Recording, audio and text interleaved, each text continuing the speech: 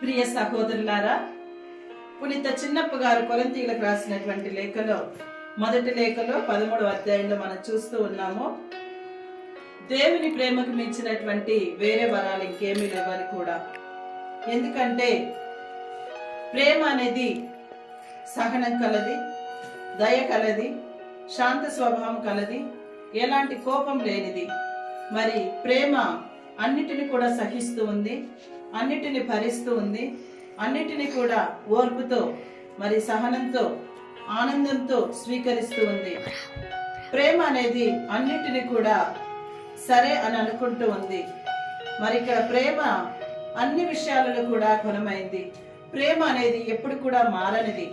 ఇక్కడ కాలాలు మారినా, రోజులు మారినా, సంవత్సరాలు మారినా, నెలలు మారినా, వారాలు మారినా కూడా దేవుని యొక్క ప్రేమ అనేది ఎప్పుడు కూడా మారదు.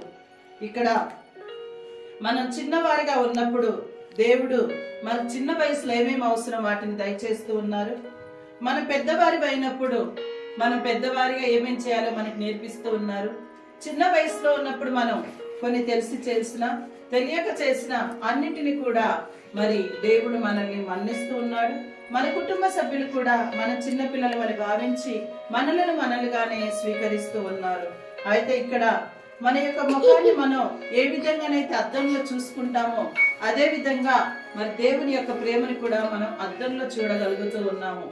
ఎందుకంటే ఆ యొక్క దేవుడు ప్రేమామయుడు. ప్రతిరోజు కూడా మనం ఆయన ప్రేమను మనం అద్దంలో చూసినట్లుగా మనం ముఖాముఖిగా చూడగలుగుతూ ఉన్నాము. మరి ఇక్కడ దేవుని యొక్క ప్రేమ నుంచి మనల్ని ఎవరు కూడా వేరు చేయలేరు. ఎందుకంటే దేవుని ప్రేమ అంత గొప్పది. మానవ మాత్రులు మనల్ని వేరు చేసినా, మన యొక్క స్నేహితులు మనల్ని దూరం పెట్టినా, ఇరుగు పొరుగు వారు దూరం పెట్టినా, కుటుంబ సభ్యులు దూరం పెట్టినా, కానీ దేవుని ప్రేమ మారదు. దేవుడు ఎల్లప్పుడూ మనల్ని సృష్టించాడు కాబట్టి మనల్ని మనలాగానే చూస్తూ ఉంటాడు. అటువంటి దేవుడికి మనం ఏమిచ్చినా కూడా మన రుణం తీర్చుకోలేము. అయితే మనం ఇక్కడ దేవుని ప్రేమను పొందుకోవాలంటే మనకు అవసరమైంది ఏంటంటే కొరింథీయులకు రాయబడినటువంటి లేఖలో 13వ అధ్యాయంలో మరి 13వ వచనం తెలియచేస్తూ ఉంది. దేవుని యొక్క ప్రేమను పొందుకోవాలంటే విశ్వాసము, నమ్మిక అనేవి, ప్రేమ అనేవి 3 ముఖ్యము.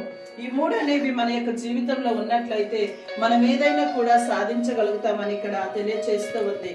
కాబట్టి ఇంకా మనం చిన్న పిల్లలటువంటి మనస్తత్వాన్ని కాకుండా మనకు వయసు తగినట్టు విధంగా మన యొక్క పనులను చేయటం మనం ప్రయాసపడాలి.